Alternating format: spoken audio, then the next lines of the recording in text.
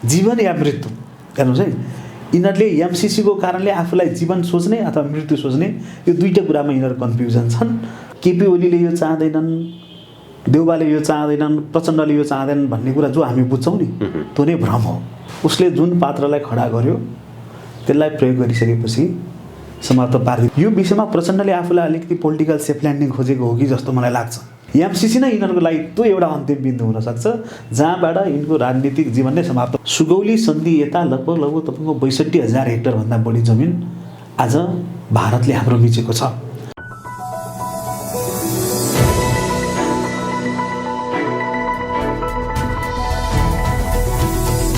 हिमाल online TV. नेपालको राजनीति अहिले एमसिसी सङ्कटमा जेलिएको छ। प्रधानमन्त्री शेरबहादुर देउवा सबैभन्दा बढी तनावमा देखिन्छन्। सत्ता गठबन्धनभित्र एमसिसी सहमतिमा पुग्न नसकेपछि हिजो बेलुका प्रधानमन्त्री शेरबहादुर देउवाले एमाले अध्यक्ष केपी शर्मा ओलीलाई भेटेका थिए, तर त्यो भेटले कुनै पनि ठोस निष्कर्ष निकाल्न सकेन। आज बसेको सत्ता गठबन्धनको बैठक पनि बिना निष्कर्ष आइतबार फेरि बस्ने गरी टुङ्गिएको छ। एमसिसी जड के हो? सत्ता गठबन्धनभित्र प्रचण्ड र माधव कुमार नेपालहरूको बार्गेनिङ पोइन्ट के हो? एमालेको भूमिका एमसिसीमा कस्तो रहन्छ? प्रधानमन्त्री शेरबहादुर देउवा चुनाव अघि किन टुङ्गो लगाउन चाहन्छन् एमसिसी? अमेरिकाले किन यति धेरै दबाब दिइरहेको छ? एमसिसी अब कसरी ल्यान्डिङ हुन्छ? उन्नत समाज निर्माण नेपालका अध्यक्ष राष्ट्रवादी चिन्तक राम नेपालीसँग कुरोकानी गर्दैछौँ। रामजी, स्वागत छ यहाँलाई। नमस्ते हजुर। नेपालको राष्ट्रिय राजनीति अहिले अमेरिकन परियोजना एमसिसीको वरिपरि घुमेको छ। सत्ता गठबन्धन प्रतिपक्ष, यसमा पनि दुईटा ध्रुव देखिएको छ। एमसिसी पास गराउने र यथास्थितिमा पास नगराउने। एमसिसीलाई बाहिरबाट तपाईहरू जस्तो एउटा चाहिँ युवा नेताले, एउटा सामाजिक चिन्तकको हिसाबले कसरी हेर्नुहुन्छ? होइन प्रदीप सर, अब एउटा सुरुवातमा तपाईँ हामीले के चाहिँ बुझ्नुपर्दछ भनेदेखि एमसिसी परियोजनाको विषयमा आजसम्म जति छलफलहरू भए, जति बहसहरू भए, यसले के देखाउँछ त भन्दाखेरि यो प्रोजेक्ट नेपालको लागि उपयुक्त छैन, नेपालको विकासको लागि यो आवश्यकता छैन भन्ने कुरा प्रष्ट भइसकेको छ। अब प्रसङ्ग रह्यो तपाईँले जुन अहिले पार्लियामेन्टभित्र रहेका पार्टीहरूको कुरा गर्नुभयो, चाहे तपाईँ केपी ओली भन्नुहोस्, चाहे तपाईँ प्रचण्ड भन्नुहोस्, चाहे तपाईँ शेरबहादुर देउवा भन्नुहोस्, यी तिनैजना कुनै पनि हालतमा नेपालमा एमसिसी पास गर्नुपर्छ भन्नेमै छन्। फरक यति छ कि यिनको स्वार्थ मिलेको छैन। त्यो प्रचण्डको हुनसक्छ, त्यो देउबाको हुनसक्छ, त्यो केपी ओलीको हुनसक्दछ। अहिले मिडियामा जसरी हेरिराखेका छन् नि, ल प्रचण्डले एमसिसी बचाए, केपीले बचाए भन्ने यस्तो किसिमको जुन यो अनर्गल प्रचार भइराखेको छ, यो तपाईँ हामी जस्तो सम्पूर्ण देशवासीहरूलाई भ्रममा राख्ने काम मात्रै हो। त्यसकारण यिनको विगत हेर्नुपर्छ। वर्तमानको मात्रै घटनाले पनि यिनको विषयमा तपाईँको भविष्यवाणी गर्न सकिन्न। हिजो केपी ओली सरकारमा हुँदाखेरि एमसिसी पास नगर्ने काङ्ग्रेस हो भन्थ्यो होइन, आज काङ्ग्रेस आएको छ, केपी ओली चुप छन्, फेरि प्रचण्ड दोधार गरिरहेका छन्। यसरी समग्र हेर्दाखेरि के देखिन्छ त भन्दाखेरि यिनीहरूले विगतदेखि जुन जुन कर्महरू गर्दै आइराखेका छन् त्यो कर्म नेपाल र नेपालीको हितमा छैन र त्यसको कडीको रूपमा यो एमसिसी देखिन्छ। र म तपाईँलाई यो सुरुवातमै भन्न पनि चाहन्छु कि यो एमसिसी र यिनीहरूको एउटा त्यो अन्तिम कडी हुन्छ जहाँबाट यिनको राजनीतिक जीवनयात्रा नै समाप्त हुन्छ भन्ने मलाई लाग्छ। कसरी यो एमसिसीसँग उनीहरूको राजनीति कनेक्सन कहाँ जोडिन्छ र अहिले एमसिसी के कारणले संसदमा टेबल हुन सकेका छैन? यो अलिकति यसका पछाडिका चाहिने रहस्यमय कुराहरू उजागर गरिदिनु भयो भने सजिलो हुन्थ्यो। होइन, यसमा यिनीहरूको के देखिन्छ भनेदेखि सर, यिनीहरूमा दुवै चरित्रहरू देखिन्छ। मलाई लाग्दैन कि यिनीहरूले सहजै यो एमसिसी टेबल नगरेका हुन्। यिनको आफ्नो स्वार्थ छ। मैले अघि पनि तपाईँलाई भने प्रचण्डको एउटा स्वार्थ छ, देउबाको एउटा स्वार्थ छ र केपीको एउटा स्वार्थ छ। जबसम्म यिनको स्वार्थ सामूहिक हुँदैन, जबसम्म यिनको स्वार्थ एक आपसमा गएर मिल्दैन, तबसम्म यिनीहरूले यसलाई टेबुलेसन गर्दैनन् भन्ने जस्तो मलाई लाग्छ। व्यक्तिगत स्वार्थ यिनीहरूको व्यक्तिगत स्वार्थ नै हो। देश जनता यिनलाई केही पनि मतलब छैन त्यो विषयमा। म अहिले यसो मैले सरसर्ती हेर्दाखेरि मलाई चाहिँ के लाग्छ भन्दाखेरि यो विषयमा प्रचण्डले आफूलाई अलिकति पोलिटिकल सेफ ल्यान्डिङ खोजेको हो कि जस्तो मलाई लाग्छ। उनले जस्तै यो एमसिसीको विषयमा पनि धेरैवटा शर्तहरू राखिराखेका छन् होइन। जस्तै यो गठबन्धनको जुन सरकार छ यसलाई चुनावसँगै गठबन्धन लाने र चुनाव भइसकेपछि मात्र एमसिसी पास गरौँ भन्ने उनको सोच छ। यसले के देखिन्छ त भन्दाखेरि चुनावभन्दा अगावै यदि देउबाको नेतृत्वमा एमसिसी पास भयो भनेदेखि राजनीतिक रूपमा मेरो चाहिँ बहिर्गमन हुन्छ भन्ने प्रचण्डलाई लाग्छ।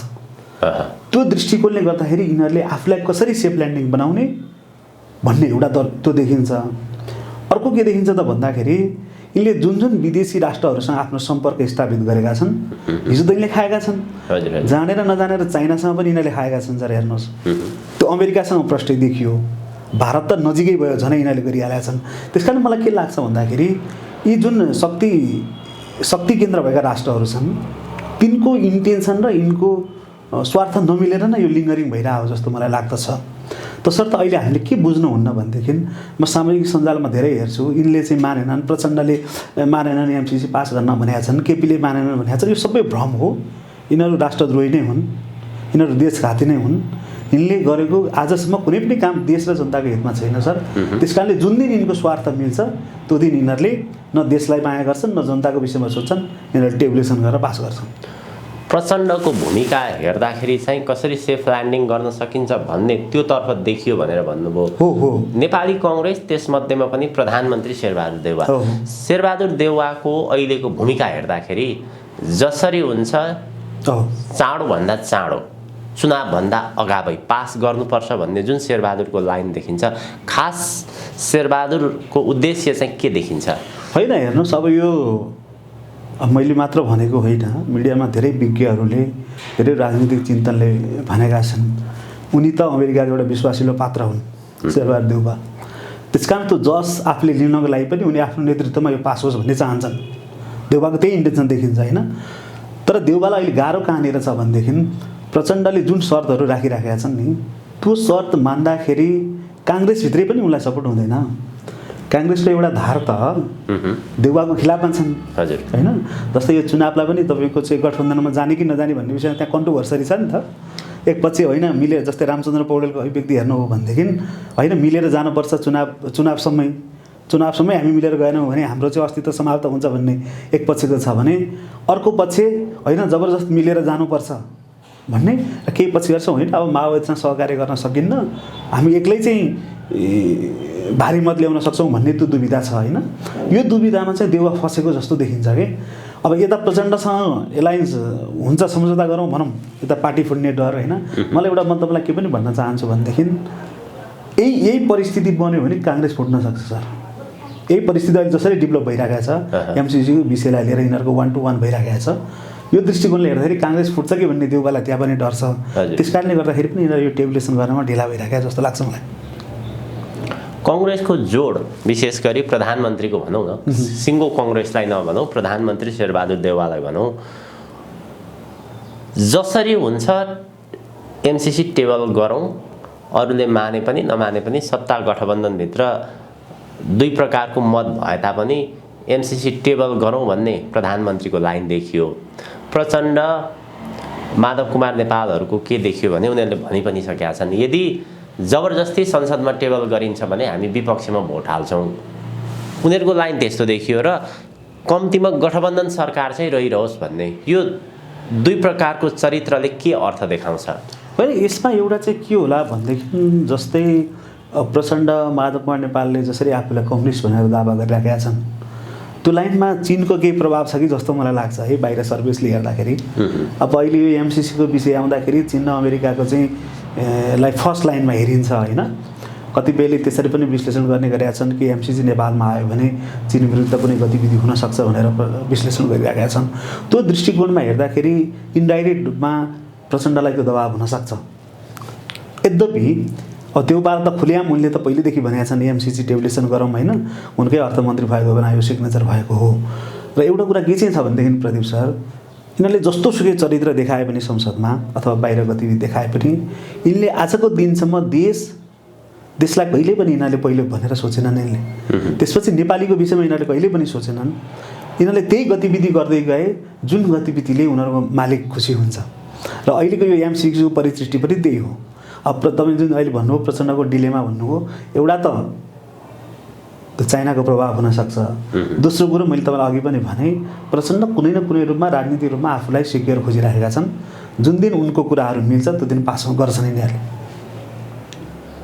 भनेको कस्तो प्रचण्डको विशेष व्यक्तिगत स्वार्थ चाहिँ जसरी अहिले के पोलिटिकल स्वार्थ दुईटा चरित्र। पहिलो कुरो एमसिसीको सन्दर्भमा बाहिर चाहिँ हामी यथास्थितिमा एमसिसी अनुमोदन गर्न सक्दैनौँ भन्ने खालको धारणा देखियो, तर पत्र पठाउँदाखेरि त भित्रभित्र त्यही छ। मैले तपाईँलाई भने नि हजुर बाहिर यो चाहिँ के हो भनेदेखि तपाईँ हामी जस्तो मूर्ख जनतालाई छोप्ने बाटो हो कि भने उनले खोजेको प्रधानमन्त्री हो होइन। उनको यस्तो छ, मलाई के चाहिँ लाग्छ भनेदेखि होइन, मैले सुनेअनुसार है, अब अरूले भनेअनुसार प्रचण्ड आफ्नै नेतृत्व भएको बेलामा, आफ्नै प्रधानमन्त्री भएको बेलामा संसदबाट यो पास होस् भन्ने चाहन्छन् भन्ने मैले बुझेको छु। यो कति रियालिटी हो त मलाई त्यो चाहिँ उनको व्यक्तिगत स्वार्थ हो कि जुन शक्ति केन्द्रबाट उनीहरूको बढी कनेक्सन छ त्यो केन्द्रलाई खुसी पार्नको लागि हो। अहिले तपाईँ सुन्नुहोस् है, अहिले हामीले कसरी यो विषयवस्तुलाई कसरी हेर्न हुन्न भनेदेखि हजुर केपी ओलीले यो चाहँदैनन्, देउबाले यो चाहँदैनन्, प्रचण्डले यो चाहँदैनन् भन्ने कुरा जो हामी बुझ्छौँ नि त्यो नै भ्रम हो। अहिले यी तिनवटा बिच त्यही प्रतिस्पर्धा चलिराखेको छ। जसको पालामा यो एमसिसी पास भयो उनै अमेरिकाको विश्वास पात्र हुने। सुन्नुहोस् है, जसको नेतृत्वमा यो एमसिसी टेबुलेसन भएर पास भयो भने त्यो नै अमेरिकाको विश्वास पात्र हुने। यही विषयमा यी तिनजना बिचको हान्ता भयो भन्ने मलाई लाग्छ। किनभनेदेखि हेर्नुहोस् है, किनभनेदेखि सत्ता शक्ति पार्टी टिकाउनको लागि हो। यिनीहरूले हिजो जुन कर्म गरेका छन्, जुन यिनीहरूले त्यसको फल त भोग्नुपर्छ। अब त्यस कारणले यिनीहरू सत्ता र शक्तिभन्दा 1 मिनट पनि बाँच्न सक्दैनन्।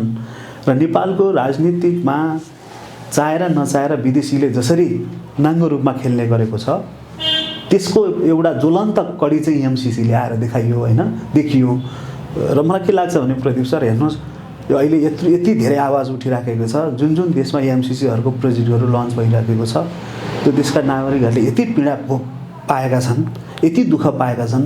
यस्तो कुरालाई जान्दा जान्दै पनि यी नेपालको पार्लियामेन्टमा भएका राजनीतिक पार्टीहरू यो विषयमा उठिराख्नु भने त योभन्दा लज्जास्पद केही कुरा हुन्छ र, योभन्दा घृणित काम केही कुरा हुन्छ र? राजनीति त देशको लागि हुन्छ नि प्रदीप सर, जनताको लागि हुन्छ नि।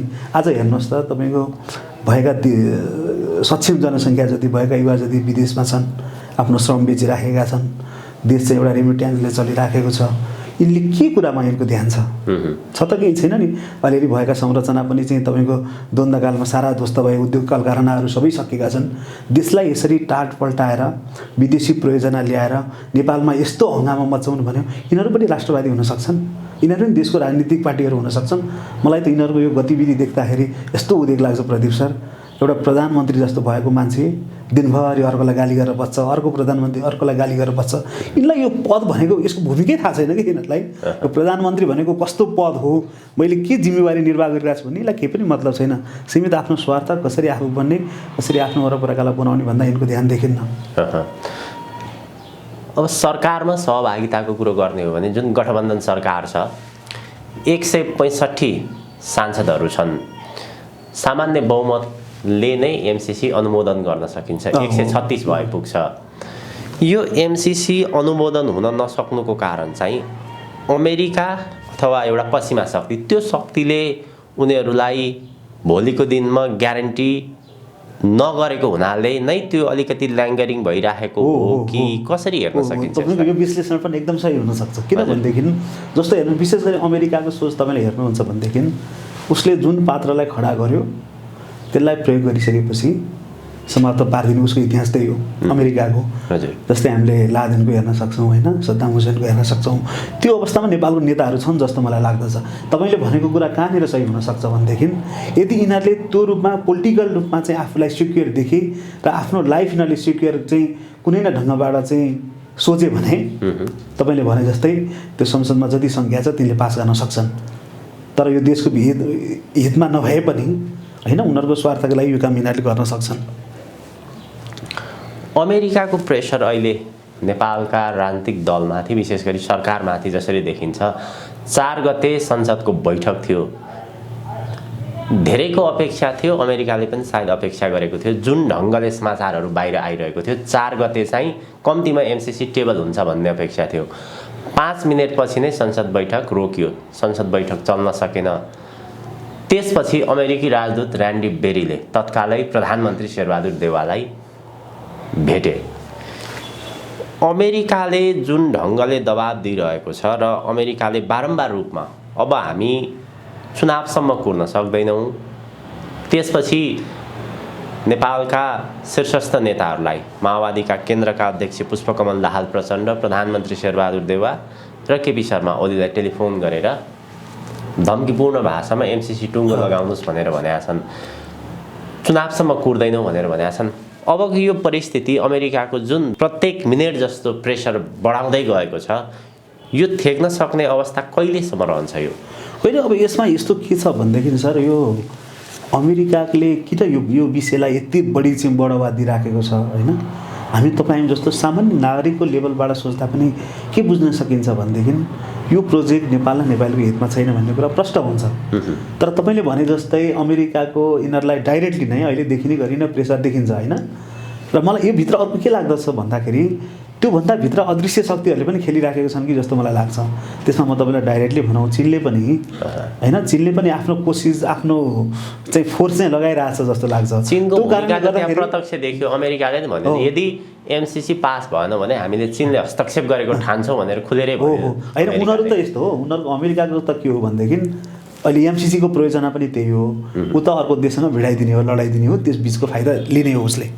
अमेरिकाको पहिल्यैदेखि रणनीति त्यो हो कि दुईवटा देशलाई लडाइदिने, त्यो बिचमा शान्ति वार्ताको नाममा हुन्छ अथवा शान्ति दूतको नाममा हुन्छ, त्यहाँबाट आफूले के फाइदा लिन मिल्छ त्यो लिने हो।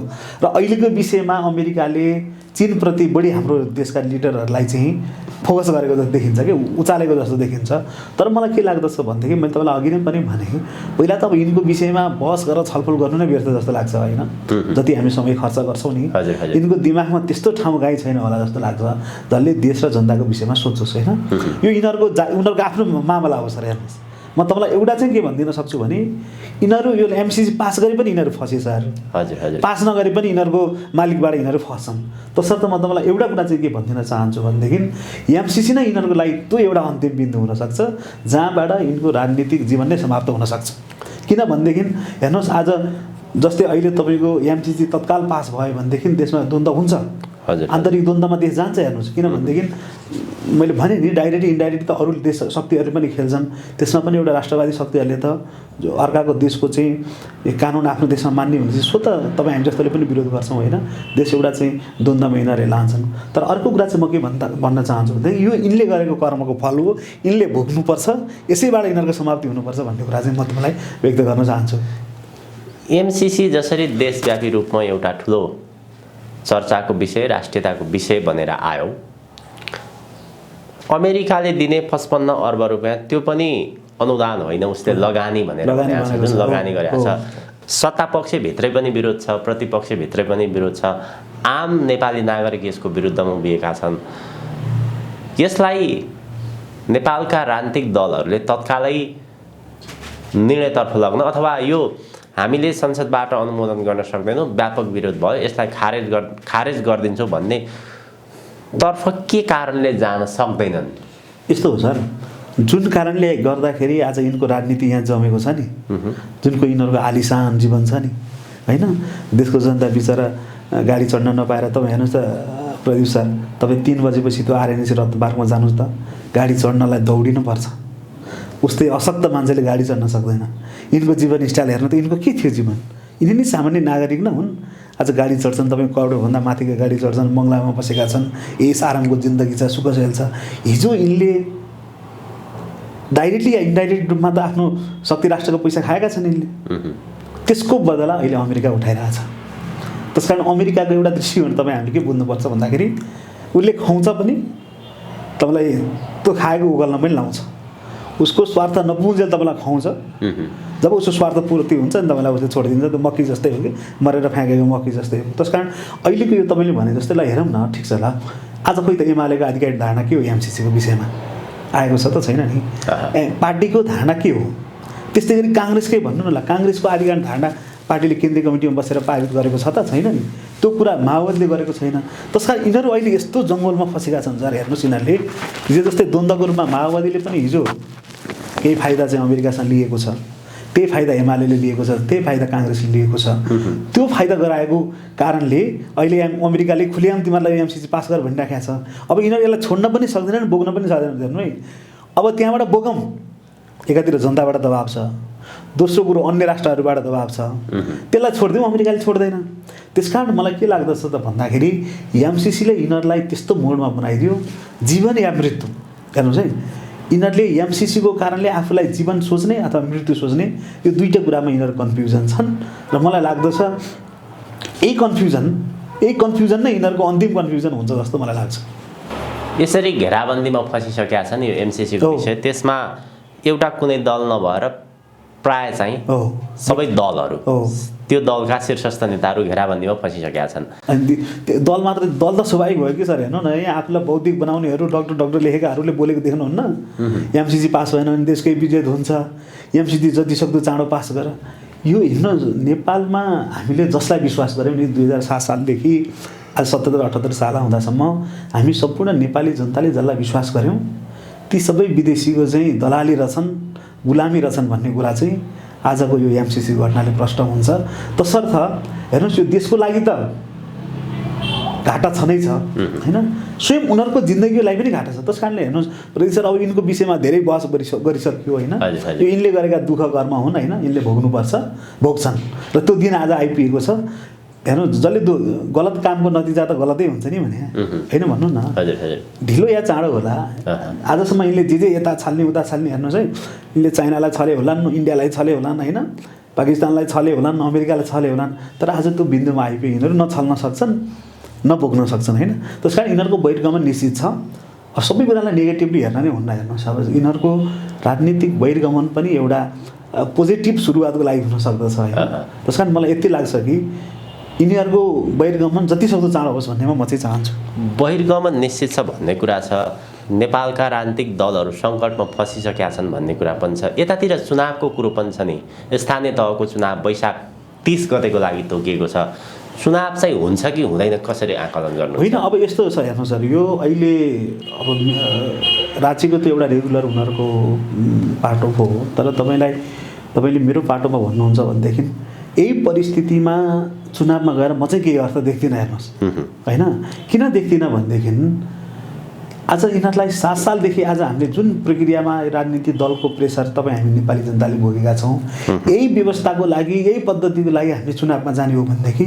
अर्को 5 वर्ष फेरि देशको लागि सबभन्दा ठुलो दुर्भाग्यपूर्ण समय हुन्छ होइन एक त यिनीहरूले यो प्राविधिक कारणले पनि यिनीहरूले चुनाव गर्न सक्दैनन् दोस्रो कुरो अब हामीले नेपालको राजनीतिमा नयाँ डिस्कोर्स सुरु गर्नुपर्छ भन्ने मलाई लाग्दछ जस्तै अहिले हेर्नुहोस् न अहिले हामी समग्र रूपमा अहिले चुनावमा गयौँ भने पनि यिनीहरूकै ढङ थाप्ने हो एउटा न एउटामा बढी आउँछ फेरि 5 वर्ष यिनले यसै गरी हल्लाउँछन् अब हामीले सोच्ने के हो त भन्दाखेरि अब यी वर्तमान पार्लियामेन्टभित्र भएका राजनीतिक पार्टीहरूबाट देशको उन्मुक्ति हुनेवाला छैन देशको विकास हुनेवाला छैन तसर्थ अब हामीले एउटा त्यस्तो विकल्प नेपालको राजनीतिलाई त्यस्तो न्यू डिस्कोर्सबाट सुरुवात छलफल गर्नुपर्ने बेला भएको छ प्रदीप सर कि त्यो छलफल यस्तो तार्किक निष्कर्षमा पुगोस् कि जुन व्यवस्थाले देश र जनताको रक्षा हुन सकोस् देशको भूगोल बस्न सकोस् आज कुनै कुरा बोल्छन् यिनीहरू यिनको पार्टीको केन्द्रीय कमिटीले आजसम्म देश र जनताको विषयमा कुनै विषय निर्णय गरेको देख्नुहुन्छ गभर्नमेन्टले गरेको देख्नुहुन्छ तसर्थ अब यिनको उपयोगिता नै समाप्त भइसकेको छ होइन अब नयाँ तरिकाले कसरी जाने देशलाई कसरी विकसित गर्ने अब हामीले एउटा देशको व्यवस्था कस्तो बनाउने भनेर तपाईँ हामी सम्पूर्ण नेपालीहरू बसेर बहस गरेर यथास्थितिमा चुनावको कुनै अर्थ छैन भयो भने त्यसको केही अर्थ छैन त्यो हिजोको जस्तै परम्परागत हुने हो परिवर्तन देश र जनताको लागि केही पनि हुँदैन म तपाईँलाई भनौँ हेर्नुहोस् अहिले हाम्रो चाहिँ जस्तै नेपालकै कुरा गर्दाखेरि पनदेखि त धेरै कुराहरूमा त हामी पीडित छौँ नि त होइन भएका जन युवाहरू विदेशमा छन् हामी देशमा अब उत्पादन छैन होइन सबै कुरा विदेशबाट ल्याएर खानुपर्छ कृषि प्रधान देश छ चामल पिठोसम्म किनेर ल्याउनु पर्ने अवस्था छ यसरी देश कति दिन चल्छ हेर्नुहोस् त भन्नुहोस् त तपाईँ म आफू सक्षम नभएसम्म कति दिन चल्छ त्यस कारणले अब तपाईँ हामीले नयाँ तरिकाले एउटा के डिस्कस सुरुवात गर्नुपर्दछ भनेदेखि अब कम्तीमा आफूले चुनेको प्रतिनिधि त्यो जनताले मन परेन भने फिर्ता गर्न पाउने व्यवस्था त हुनु पऱ्यो नि तपाईँले एकचोटि भोट हालेपछि यिनीहरू 5 वर्ष तपाईँलाई त हामीलाई त लुटे हो यिनले होइन। अनि फेरि 5 वर्ष आउँछन्, त्यही लुटेको पैसा लगानी गर्छन् होइन, तडक घोडा गर्छन्, चुनाव जित्छन्, जान्छन्। यसै गरी राखिरहने हो भने नेपाल अब यिनीहरूले चाँडै नै नेपालको अस्तित्व नै समाप्त गर्ने अवस्था आइसकेको छ। त्यसर्थ तपाईँ हामी जस्तो युवाले अब नयाँ तरिकाले यो चुनाव त बहिष्कार गर्न पर्छ होइन, अब नयाँ तरिकाले राजनीति आयाम सुरुवात गर्नुपर्छ भन्ने मलाई लाग्छ। हजुर, यो अलिकति एमसिसीको विषयमा भारतको भूमिकाको विषयमा कुराकानी गरौँ, किनभने भारत प्रत्यक्ष अप्रत्यक्ष रूपमा एमसिसीमा जोडिएको देखिन्छ। भारतको गोरखपुरमा यसको चाहिने सब स्टेसन राख्ने कुरा छ। भारतको भूमिकालाई एमसिसीको विषयमा कुराकानी गरौँ, त्यसपछि नेपाल र भारतको सम्बन्धको विषयमा अनि हामी जान्छौँ। अब यस्तो छ सर, यो अहिले के छ भनेदेखि तपाईँको अमेरिकालाई एउटा गाह्रो के छ भनेदेखि उसले हाम्रो अब किनभनेदेखि सँगैको राष्ट्र चीनसँग त उसको दुश्मनी हो। यदि भारतसँग उसले त्यो सम्बन्ध नराख्ने हो भने नेपालमा उसको उपस्थिति कमजोर हुन्छ क्या। सो डाइरेक्टली नेपालमा आफ्नो उपस्थिति हुन सक्दैन। त्यसैले मलाई के लाग्दछ भनेदेखि पछाडिको ब्याकवर्ड्स गएको योभन्दा अघिल्लो समयमा अमेरिकाले चाहिँ भारतलाई अगाडि बढाएर भारतको आँखाबाट नेपाललाई हेर्थ्यो होइन। र अहिले पनि उसले त्यो तपाईँले भने जस्तो एमसिसीमा किन भारतलाई उसले लिएको छ भन्दाखेरि भारत पनि एउटा उदयमान शक्ति त हुँदै गइरहेको छ होइन। त्यो अवस्थामा भारतलाई हातमा लिँदाखेरि चाहिँ भारतमा बसेर नेपाललाई कन्भिन्स गर्न सकिन्छ भन्ने उसको त्यो कन्सेप्ट हो। किनभनेदेखि नेपालको अधिकांश राजनीतिक पार्टीहरू त भारतसँग पनि त प्रभावित छन् नि। अहिले आएर मात्र अमेरिकाले खुला खेल्न थाल्यो। तत्कालीन समयमा त भारतलाई प्रयोग गरेर नै नेपाललाई हेर्थ्यो। र यसको रणनीति किन त्यो हो भनेदेखि भारतलाई लिइसकेपछि नेपालमा आउन सजिलो हुन्छ। जुन तपाईँको हाम्रो भूगोल छ नि, त्यो भूगोलको भौगोलिक दृष्टिकोणले पनि ऊ भारतसँग जोडिएर आएको हुनसक्छ भूगोलको दृष्टिकोणले। किनभनेदेखि अब हाम्रो त लगभग तपाईँको हेर्नुहोस् उत्तरदेखि लिएर अन्य 3 सेक्टर त हाम्रो दिशा त भारतसँगै सिमाना जोडिएको छ होइन।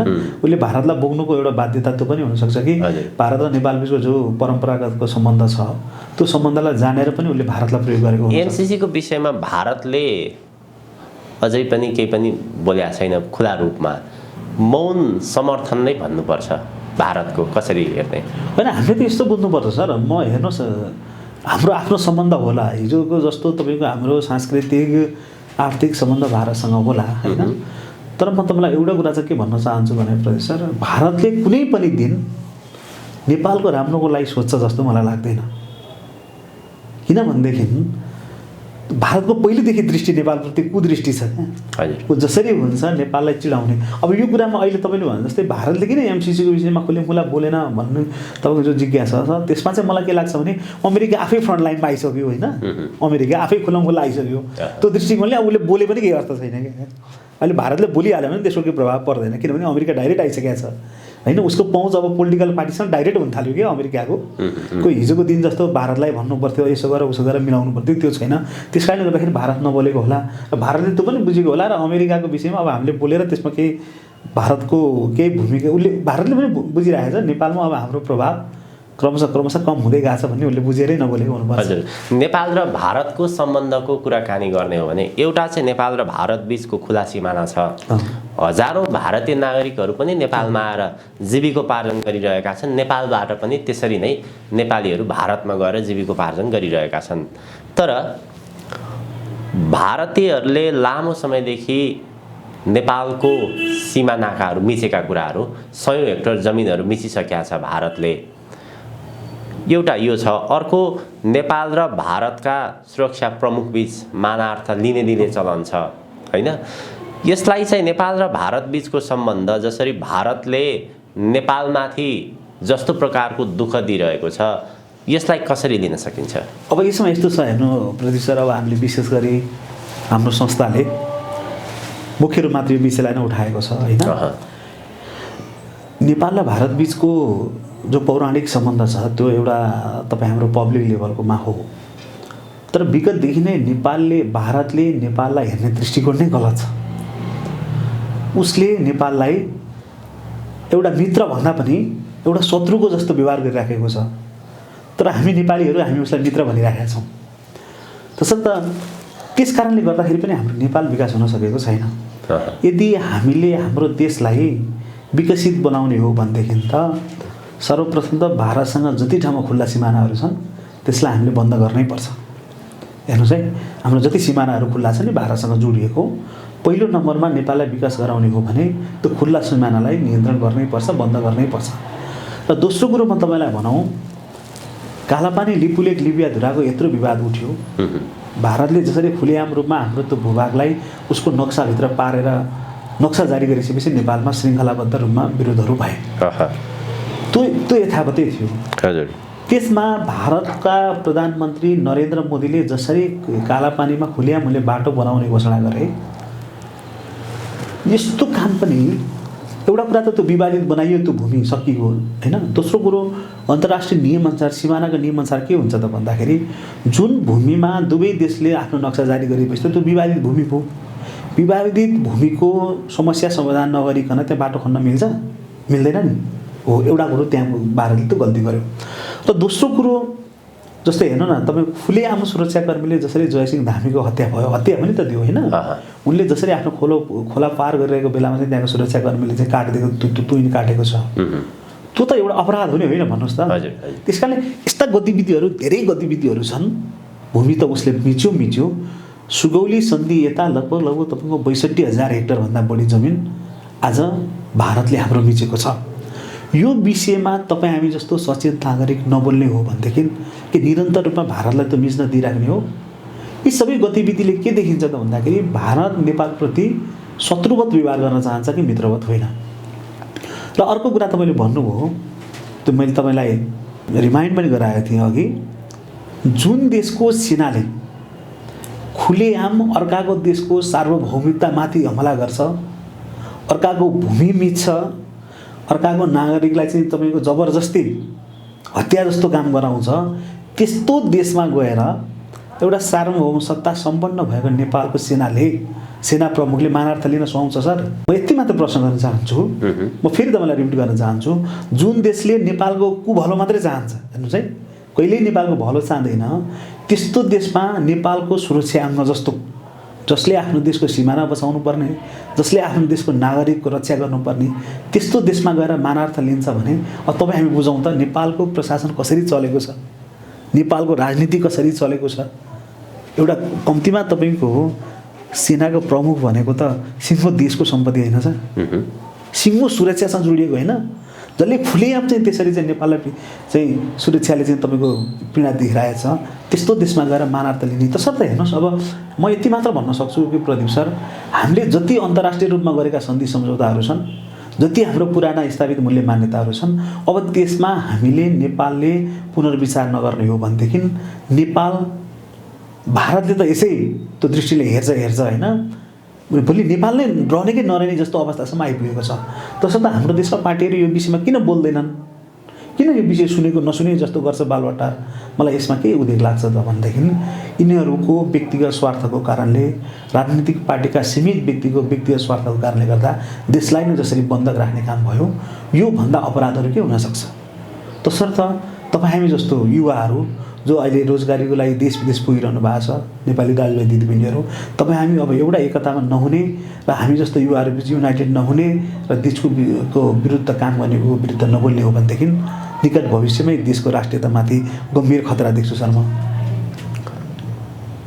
नेपाल आज चौतर्फी रूपमा, आर्थिक रूपमा, राजनीतिक रूपमा अथवा चाहिँ सीमानाकाको क्षेत्रमा जसरी अन्तर्राष्ट्रिय शक्तिहरूले खेलिरहेको छ, अन्तर्राष्ट्रिय शक्तिहरूको जसरी नेपालका राजनीतिक दलहरू गोटी बनेका छन्, नेपाल आज जुन एउटा ठुलो सङ्कटको घडीमा उभिएको छ, यी सम्पूर्ण समस्याहरूलाई तपाईँले एकदमै नजिकबाट निहालिरहनु भएको छ।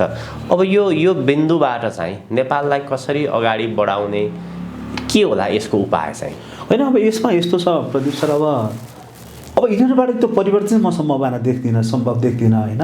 हजुर। अब तपाईँहरू जस्तो युवा साथीहरूले जो देशको विरुद्धमा, देशको पक्षमा माया गर्नुहुन्छ, देशको भलो चाहनुहुन्छ, तपाईँ जस्तो युवा उठेर यी राजनीतिक पार्टीहरूको विकल्प नखोज्ने हो भनेदेखि तपाईँले भने जस्तै देश एकदम भुमरीमा परेको छ, पीडामा परेको छ र म तपाईँको यो चाहिँ लोकप्रिय अनलाइन मार्फत पनि म देशैभरि रहेका युवाहरू, विश्वका हरेक कुनाकासँग रहनुभएका नेपाली दाजुभाइ तथा दिदीबहिनीहरूलाई आग्रह गर्न चाहन्छु। अब तपाईँ हामी राजनीतिमा इच्छा भए पनि नभए पनि, राजनीतिमा चासो भए पनि नभए पनि, यदि तपाईँ हामी एक भएर यिनको विरुद्धमा नबोल्ने हो भनेदेखि यिनलाई न देशको माया छ, हेर्नुहोस् न तपाईँ हाम्रो माया छ, यिनलाई त कमाइहालेका छन्, उनीहरू जहाँ पनि टिकिहाल्छन्, तपाईँ हामी गरिखाने जो वर्ग छौँ, तपाईँ हाम्रो त दिन छैन, हेर्नुहोस् होइन, हामी त गरेरै खाने हो। तसर्थ विदेशीको गुलामबाट देशलाई चाहिँ जोगाउनु अब आवश्यकता भएको छ। तपाईँ हामी जस्तो युवा मिल्नुको अब म चाहिँ विकल्प देख्दिनँ, यो राजनीतिक पार्टीहरूको विकल्प खोज्नु पनि बेला भइसकेको छ। हजुर, तपाईँ उन्नत समाज निर्माण नेपालको अध्यक्ष पनि हुनुहुन्छ। अब हुन त यसको अर्थ के भन्दाखेरि नामले पनि उन्नत भन्ने बित्तिकै त्यसको अर्थ सजिलो ढङ्गले लगाउन सकिन्छ। तैपनि छोटकरीमा यो संस्था किन खोल्नुभयो र उन्नत समाज भने कस्तो समाज हो, यसमा पनि अनेक प्रकारको अर्थ लगाउन सकिएला। होइन, अब यसमा चाहिँ कस्तो छ भनेदेखि हेर्नुहोस्, यो विशेष गरी अहिले हामीले जुन संस्थाको म अहिले अध्यक्ष छु, त्यो एउटा सामाजिक संस्था हो सर, होइन, यो कुनै पोलिटिकल अर्गनाइजेसन होइन। यसबाट हामीले के गर्न खोजिरहेछौँ त भन्दा आजसम्म नेपाल किन विकसित हुन सकेन, त्यसको कजहरू के हुन सक्छन् र नेपालको वर्तमान राजनीतिक पार्टीहरू किन जनमुखी हुन सकेनन्, होइन, त्यो विषय छ। र हामीले अहिले यो संस्थाको मार्फत हामीले के कोसिस गरिरहेका छौँ भने कम्तीमा यी राजनीतिक पार्टीहरूले गरेको गलत काम, जो हिजो यिनले विभिन्न सन्धि सम्झौताहरू गरिराखेका छन्, देश विदेशसँग यिनीहरूले जुन किसिमका एग्रिमेन्ट गरेका छन्, त्यो देश विपरीत छ भनेर हामीले जनतालाई सम्झाउने काम गरिरहेका छौँ।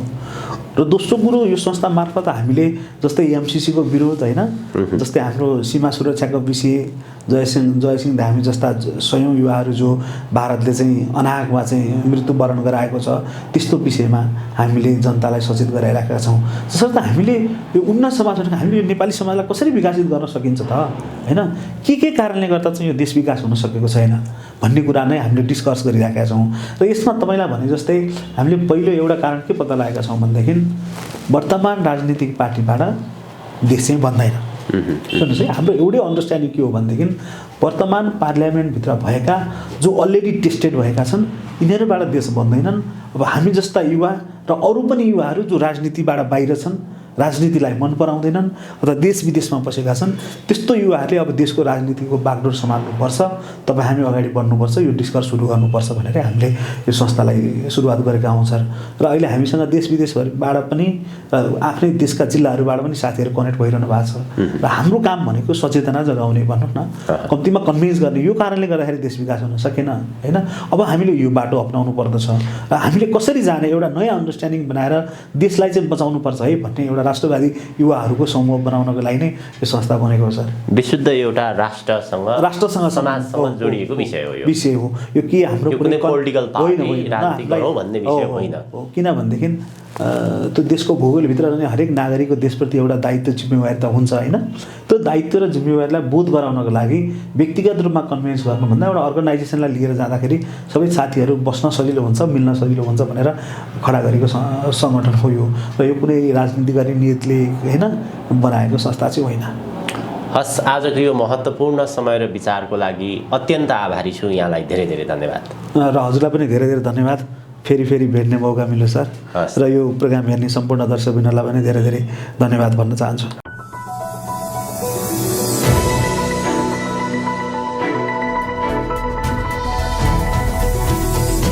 हिमाल अनलाइन टिभी।